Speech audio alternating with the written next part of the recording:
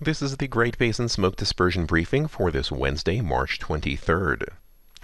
Looking at precipitation over the past week, you can see on the left-hand side very little across southern portions of our area, quite wet across the Sierra and up into the mountains of central Idaho, and a fair amount of precipitation across some of the higher elevations of the Wasatch and the Rubies. The green shades you see is anywhere from a half inch to over an inch of precipitation. On the right-hand side, we see how that compares to normal for this time of year, and for much of our area, especially the southern half or southern two-thirds, it's been fairly drier than normal. Looking at the infrared satellite imagery with upper-level map superimposed, we see a deep storm system here across Colorado. This produced precipitation across parts of Wyoming and Utah yesterday. A weak ridge of high pressure building in with drier air behind it, but another storm system poised to move out of the Gulf of Alaska. Looking at the overall dispersion through our ventilation index for this Wednesday afternoon, you can see in the white we have very good dispersion overall. A bit more in the yellow and red as we go towards the western portion of Nevada with that high pressure ridge, but with the next storm systems moving through in the next few days, that'll be rather short-lived. We can take a look at the individual components. Transport winds quite strong out of the north across much of the Great Basin, lighter winds across the western portion of the Great Basin, and on the right-hand side, overall mixing heights in the vertical are good to excellent in just about all areas. Now let's take a look at a Thursday afternoon. We see that there's no real high pressure ridge anymore. We have kind of a stronger jet stream with west-northwest flow, some moisture lingering around, some snow showers, a possibility across some of the higher terrain. On the right-hand side, you can see that overall a large portion of the map is in the white, which means good to excellent overall dispersion. Breaking it down into the individual components, on the left-hand side you see some very strong transport winds, especially across the northern areas up in Idaho. Some of those purple shades are transport winds in excess of 40 miles per hour, decent across parts of Nevada and a good portion of Utah as well. Lighter winds across parts of southern Utah and southern Nevada and into parts of the Arizona Strip. On the right-hand side, all those yellows and oranges indicate very good vertical mixing of several thousand feet up into the atmosphere, so good dispersion conditions overall.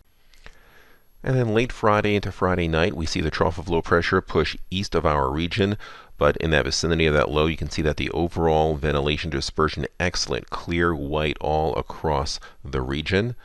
The individual components of mixing height and transport winds, kind of a west-northwest flow, good speeds all throughout the Great Basin, and the yellows and oranges indicate vertical dispersion into going up several thousand feet up into the atmosphere. And specifically for Utah, from the National Weather Service, we see the clearing index, and you can see that the more orange and red your colors are, the better the overall mixing. As long as you're not seeing any blues or purples, you're doing okay. And as we go through the next couple of days, excellent this afternoon. Pretty good on Thursday, Friday, excellent. The entire map loaded in red, so excellent overall smoke dispersion both in the vertical and horizontal as we go towards the end of the week.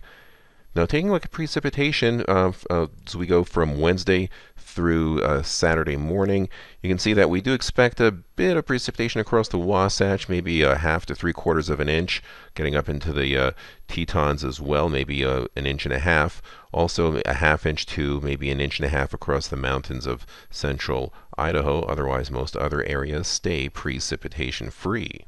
Taking a look further down the road into this weekend, Saturday late, we see another trough of low pressure approaching the Pacific Northwest, so we have weather systems constantly moving through. On the right-hand side, still good overall dispersion, just a little bit of yellow or red across some portions of the area, but nothing too significant to speak of.